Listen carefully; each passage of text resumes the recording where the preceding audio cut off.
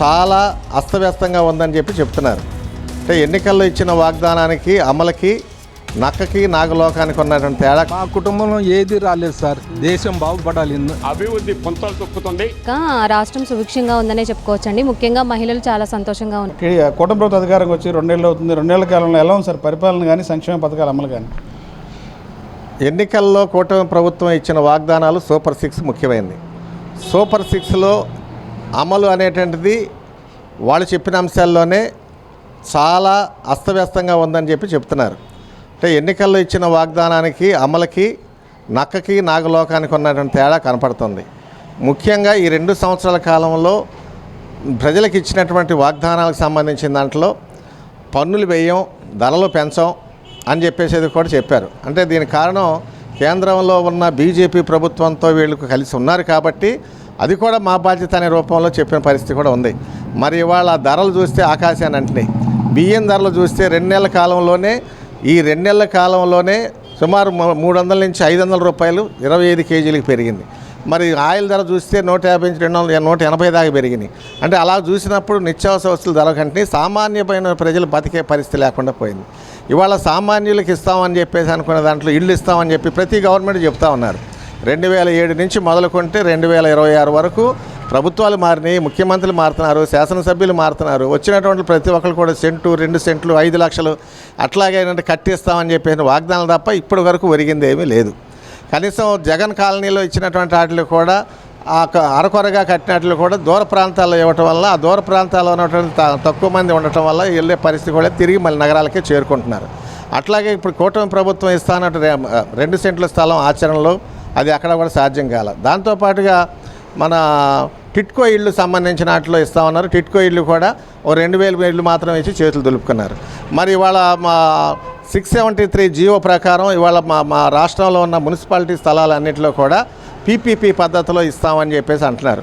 అంటే ప్రభుత్వ స్థలాలు ప్రజల ఆస్తులు మొత్తం కూడా మీరు ప్రైవేట్ వాళ్ళని కట్టబెట్టడానిక మీకు అధికారం ఇచ్చిందని చెప్పి వాళ్ళు ప్రజలు అడుగుతున్నారు.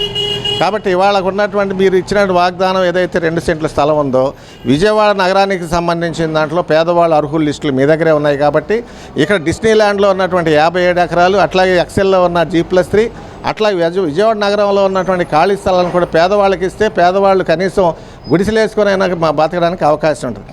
ఇది చేయకుండా మీరు మీ అధికారం ఉంది కదా అని చెప్పేసి అని ప్రతి ఆస్తుల్ని అమ్మటానికి మీరు పెట్టడం అని చెప్పేసి అంటే ఇది సరైన పద్ధతి కాదు. మీరు ఇచ్చిన వాగ్దానాలు మాత్రం ఇవి లేవు. ఆ రోజు వాగ్దానం చేసినట్టుకైతే మీకు వాస్తవం అని చెప్పి ప్రజలు నమ్మేవాళ్ళు, కానీ ఆ రోజు చెప్పింది వేరు, ఇప్పుడు చేస్తుంది వేరు. అందుకని చెప్పేసి ఇవాళ ప్రతి మనిషి బతకాలి అని చెప్పేసి అంటే కనీసమైనటువంటి ఆహారం అనేటువంటిది అందుబాటులో ఉండాలి, కనీస సౌకర్యాలు అందుబాటులో ఉండాలి. దీనికి తోడు ఇది చాలక విజయవాడ నగరం సంబంధించిన దాంట్లో పన్నుల రూపంలో బాదుడిగా బాతున్నారు. ఇంటి పన్నులు విపరీతంగా పెరుగుతున్నాయి, వాటర్ ట్యాక్స్ పెరుగుతూ ఉన్నాయి, డ్రైనేజ్ ట్యాక్స్, మరీ గోల్డ్ పీకి వసూలు చేస్తున్నారు. అంటే సౌకర్యాలు కల్పించే దాంట్లో మీకు చేతులు రావట్లా, కానీ సౌకర్యాలు కల్పించడం రాకపోగా భారాలనేది ప్రజల మీద వేస్తున్నారు. ఎడాపెడా మొత్తం కూడా భారాలు వేసే పరిస్థితి ఉంది. దాంతోపాటుగా ఇవాళ ఉపాధి అవకాశాలు కోల్పోతున్నాయి, ఉపాధి అవకాశాలు లేకుండా ఉన్నాయి. కనీసం చేతి పనులు కూడా చేతి పనులు దొరకని పరిస్థితి ఏర్పడింది. కాబట్టి ఇవాళ ఉపాధి అవకాశాలు చూపించాలి, ధరలు తగ్గించాలి, ఇల్లు లేని పేదలందరూ కూడా ఇల్లు ఇవ్వాలని చెప్పేసి ఈ సందర్భంగా మేము అడుగుతా ఉన్నాం. సార్ ఈ కూటమి వచ్చి 2 ఏళ్లలో విజయవాడ ఏమైనా మారిందంటే ఏమన్నా మార్పు ఏమైనా వచ్చిందంటే 2 ఏళ్ల కాలంలో ఏమన్నా? విజయవాడలో మార్పు అనేది మనకు కనపడతా ఉంది. వరదలు వచ్చే సందర్భంలో కాలువలన్నీ పూడికిపోయినాయి. కాలువలు పూడికలు తీసే పరిస్థితి లేదు. దోమలు విపరీతంగా పెరిగినాయి, దోమలు అరికట్టే పరిస్థితి లేదు. బుడమేరుకు సంబంధించిన దాంట్లో పోయినసారి బుడమేరు వచ్చి ఈ మొత్తం ప్రాంతాలు ముంపు ప్రాంతాలకు వచ్చినాయి. బుడమేరు కనీసం రిటర్నింగ్ వాళ్ళు కట్టమని స్థానికులు అడుగుతున్నారు. రిటర్నింగ్ వాళ్ళ మీద లేదు, కనీసం ఏంటంటే గండ్లు కూడా పోడ్చిన పరిస్థితి కూడా చూస్తున్నాం.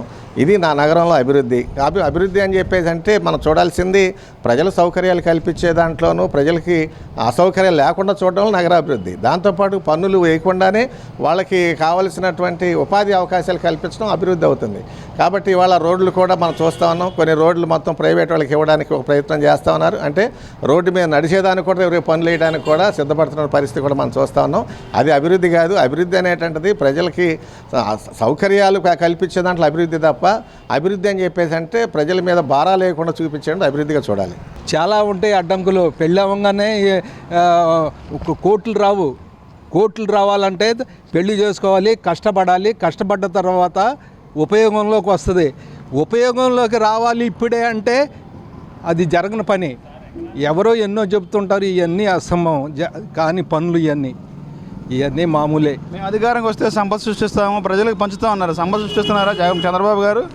సంపద సృష్టి పోతే ఎట్లా ఇస్తున్నాడు సార్? ఇవన్నీ ఇప్పుడు ఇది ఉచిత బస్సు అన్నాడు, అది అన్నాడు, ఇది అన్నాడు, చేస్తూనే ఉన్నాడు.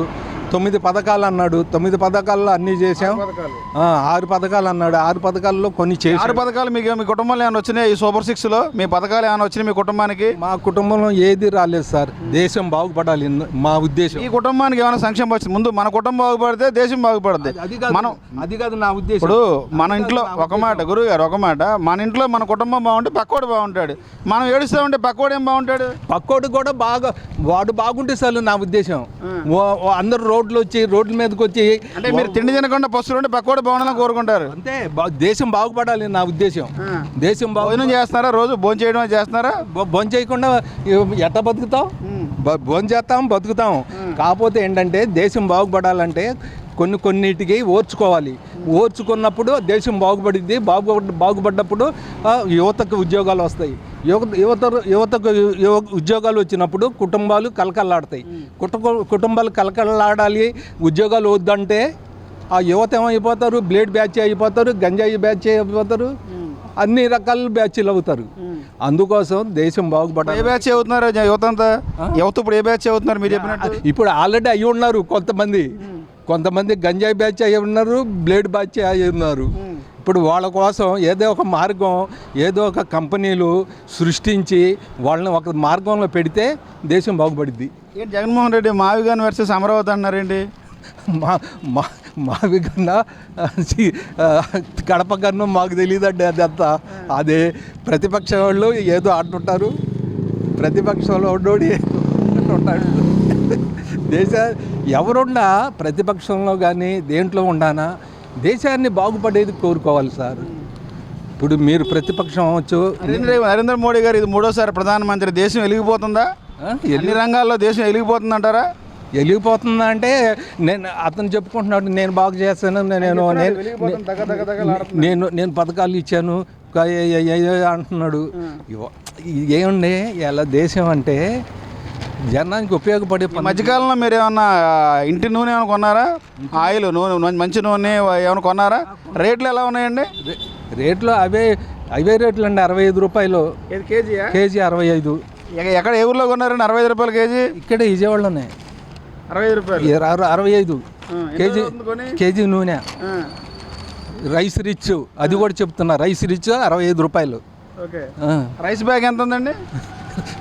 రైస్ బ్యాగ్ మీ ఓపికను బట్టండి 1200 అంటే కొంతమంది నిత్యావసర వస్తువుల ధరలు పెరిగినాయి అంటున్నారు. మీరేమో కేజీ 65 రూపాయలు రైస్, కేజీ 65 రూపాయలు మీరు నూనె అంటే. ఇదిగోండి ఎన్ఆర్ఐ ఉన్నాడు, నేను కోటేశ్వరుని ఉన్నా, నేను 2000 రూపాయల బ్యాగ్ తింటా. ఆయన ఏం లేనోడు సగటు మానవుడు రేషన్ బియ్యం తినేవాళ్ళు కూడా ఉన్నారు కదా. సరే మీరు ఎక్కడ కొన్న 65 రూపాయలకి? ఎక్కడ ఆయిల్ ఎక్కడది? విజయవాడలోనే ఉందండి సార్. ఇవన్నీ మామూలే లేని, ఇవన్నీ మామూలే జరిగాయి కదా. విజయవాడ సెంట్రల్ నియోజకవర్గం అంటే అభివృద్ధి పుంతలు తొక్కుతుంది. బోండా ఉమ్మేశ్వర గారు నిరంతరం కూడా ప్రజాసేవలో ఉదయం 6 గంటల నుంచి రాత్రి 10:30 వరకు ప్రజల మధ్య నుండి ఏ అయితే సమస్యలు ఉన్నాయో ఆ సమస్యను ప్రత్యక్షంగా పరిష్కారం చేస్తున్నటువంటి ఆ కుటుంబంలో పెద్ద కొడుకుగా ఉన్నటువంటి వ్యక్తి బోండా ఉమ్మేశ్వర గారు. అలాంటి బోండా ఉమ్మేశ్వర గారికి నీరాజనం పలుకుతున్నారు, ఆదరాభిమానం చేస్తున్నారు. ఇప్పటికే 550 కోట్ల రూపాయలతో ఈ నియోజకవర్గం అభివృద్ధి చెందింది. రాష్ట్రం నుంచి అందేటువంటి ప్రతి ఒక్క సంక్షేమ పథకం కూడా ప్రతి కుటుంబంలో కూడా మహిళల దగ్గర నుంచి, బీసీల దగ్గర నుంచి, ఎస్సీల దగ్గర నుంచి, ఎస్టీల దగ్గర నుంచి అందరికి కూడా అందుతున్నటువంటి పరిస్థితిని మనం చూసాం. ఈ నియోజకవర్గం ఇప్పుడు టాప్ 5లో ఉంది. రాబోయేటువంటి రోజుల్లో మోడల్ నియోజకవర్గంగా టాప్ 1కి పోతుందని చెప్పడానికి ఎటువంటి అతిశయోక్తి లేదు. ఆర్యూబీలు కానీ, ఆర్ఏబీలు కానీ, అదేవిధంగా రోడ్లు కానీ, కరెంటు కానీ, పార్కులు కానీ, అదేవిధంగా నేను చెప్పినట్టు సంక్షేమ పథకాలన్నీ కూడా పెద్ద ఎత్తున ప్రజానికి అందిస్తున్నటువంటి వ్యక్తి. P4 ప్రధానంగా బాధ్యత తీసుకుని ఎమ్మెల్యే బోండా ఉమ్మేశ్వర గారు, బోండా ఉమ్మేశ్వర గారు తనలేనటువంటి సిద్ధార్థ గారు, రవితేజ గారు కూడా ఈ నియోజకవర్గంలో ఉన్న పేదవారికి అందరికీ కూడా పీపీపీ పేరుతో పబ్లిక్ ప్రైవేట్ పార్ట్నర్షిప్ పేరుతో P4గా ప్రతి ఒక్కళ్ళ ఇంటిలో కూడా ఏది ఉందో దాని ఇది లేదు అనకుండా అన్ని రకాల ఏర్పాటు చేస్తున్నటువంటి నియోజకవర్గం, సెంట్రల్ నియోజకవర్గం ఇది. బోండా ఉమేశ్వర హర్షధ్వానాలు ప్రజలు మొత్తం కూడా పెద్ద ఎత్తున తెలియజేస్తున్నటువంటి పరిస్థితి మనం చూస్తున్నాం.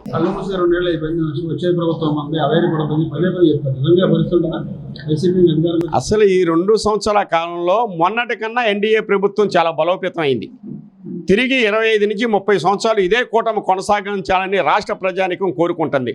కానీ జగన్మోహన్ రెడ్డి ఇంకా ఈ ప్రభుత్వం కాదు, పార్టీయే మిగలదో, ఉన్నటువంటి చోటామోటా నాయకుల దగ్గర నుంచి మాజీ ఎమ్మెల్యే ఎంపీలు కూడా బయటికి వెళ్ళిపోతున్నారు. వారికి ఏదో రకంగా కాపాడుకోవాలి, వాళ్ళకి ఏదో రకంగా మనోధైర్యం ఇవ్వాలి, ఏదో రకంగా వచ్చింది అని చెప్పేసి ఆకాశంలో గాలి కట్టేటువంటి రీతిలో వ్యవహరిస్తున్నాడని చెప్పడానికే అటువంటి పిచ్చి మాటలు తప్పితే ప్రాక్టికల్గా ఏదీ లేదు. రేపు సెమీఫైనల్స్ అయినటువంటి స్థానిక సంస్థల ఎన్నికల్లో అతను క్లీన్ స్వీప్ కొట్టేటువంటి పరిస్థితి రాష్ట్ర ప్రజానీకం ఓటర్లందరూ సిద్ధంగా ఉన్నారు. దానితో తుడిసిపెట్టుకునేటువంటి పరిస్థితి ఉంది. 29 నాటికి పోటీ చేసే పరిస్థితి కూడా అంతంత మాత్రంగా ఉండేటువంటి పార్టీ వైసీపీ పార్టీ, దాని అధినేత జగన్మోహన్ రెడ్డి. మా కుటుంబ ప్రభుత్వం వచ్చి 2 ఏళ్ళకి పూర్తవుతుంది. ఈ 2 ఏళ్ల కాలంలో పరిపాలన ఎలా ఉంది, పథకాలు ఏమో?